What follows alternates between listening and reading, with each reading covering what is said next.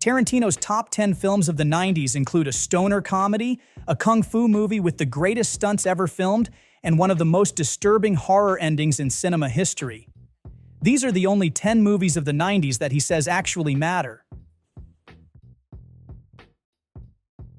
Takashi Miike's known for making movies that don't hold back. Violence, sex, you name it, he goes there. But Audition takes things to a whole new level. It starts out slow, almost like a quiet drama about a widower auditioning women to be his new wife. But by the time it shifts, it's like being hit with a freight train. Tarantino called it true masterpiece, if ever there was one, and it's easy to see why. Miike crafted something so unsettling, it stays with you long after it's over. And it's the kind of movie that made Tarantino a lifelong fan. Dazed and Confused is just one big hangout. It's about a bunch of teenagers on the last day of school in 1976, messing around, partying, and doing anything but thinking about the future. Richard Linklater said he hated the 70s and wanted this to feel anti-nostalgic, but he admitted, it's like trying to make an anti-war movie. Just by showing it, you make it look fun. Tarantino loved it right away. He said it's one of those movies where every time you watch it, it feels like catching up with old pals. The characters are like your friends, and it's like you're hanging out with them again, seeing them again. And that's the magic of Dazed and Confused. It's not about big drama or action, it's just real, and that's why people keep coming back to it. The Blade is exactly the kind of ultra-violent martial arts movie Tarantino loves. Fast, intense, and completely over the top. It's about an outcast factory worker who loses an arm, grabs a sword, and goes after the evil kung fu master who killed his father. Tarantino called it a martial arts extravaganza, and you can tell it had a huge influence on Kill Bill. The action is chaotic, the energy is insane, and it's the kind of movie that doesn't let you breathe for a second. If you haven't seen it, you're missing out. Boogie Nights was Paul Thomas Anderson's big breakout. He was just 26 when he made it, and it's exactly the kind of movie you'd expect from someone that young. Huge ambition, no fear, and not holding back at all. It's about the rise of the adult films industry in the 70s. And it pulls no punches. Even Quentin Tarantino couldn't stop talking about it, putting on his list of greatest movies of the 90s. The thing is, Burt Reynolds hated everything about this movie. He turned down the role of Jack Horner 7 times. 7. He thought it was trashy, and he didn't want anything to do with it. He fired his agent for recommending it, refused to promote it, and completely distanced himself. He won a Golden Globe, got an Oscar nod, and still wanted nothing to do with it. Some people even think his attitude cost him the win. The first rule of Fight Club is, you do not talk about Fight Club.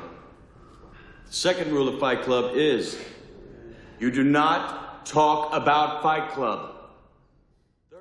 It's hard to believe now, but when Fight Club came out, it was a box office flop. The timing didn't help. 1999 was stacked. Huge movies were dropping every week, so Fight Club kind of got lost in the chaos. But these days, it's one of the most iconic films of the 90s, right up there with Tarantino's Pulp Fiction. Brad Pitt and Edward Norton brought this anarchic, punk energy that hit a nerve with an entire subculture. It's funny, violent, chaotic, and packed with twists. Basically everything Quentin Tarantino loves. He's also a huge Brad Pitt fan. He's even called Pitt the last remaining big movie star. Friday is one of those movies you can watch 100 times and still laugh. It's directed by F. Gary Gray, who later made Straight Outta Compton, and written by Ice Cube and DJ Pooh. The whole idea came from Ice Cube wanting to show a different side of the hood. He said movies like Boys in the Hood made it seem like the neighborhood was all violence and tragedy, but that wasn't the whole story. So he and Gray decided to make a hood classic people could watch over and over, and they nailed it. It's a stoner comedy, not heavy drama, and the mix of Ice Cube and Chris Tucker is just perfect. They shot the whole thing in 20 days on a shoestring budget, and it became this massive cult hit. Even Tarantino's a fan. He put Friday on his list of the 20 best movies released between 1992 and 2009.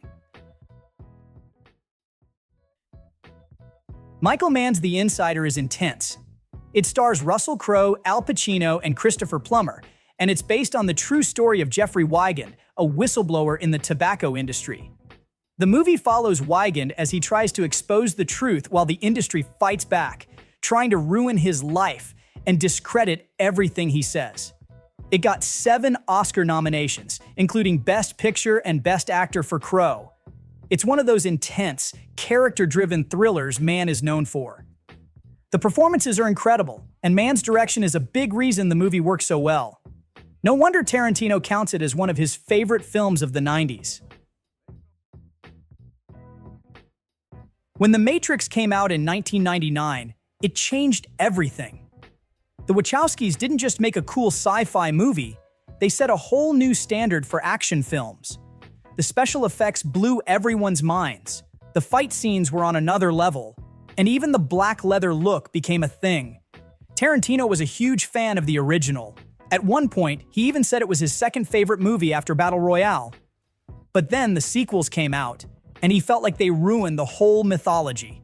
He said, "I just can't think about it the same way I did before." Even so, he didn't completely write it off. He still considers the first movie a classic and puts it in his top 20.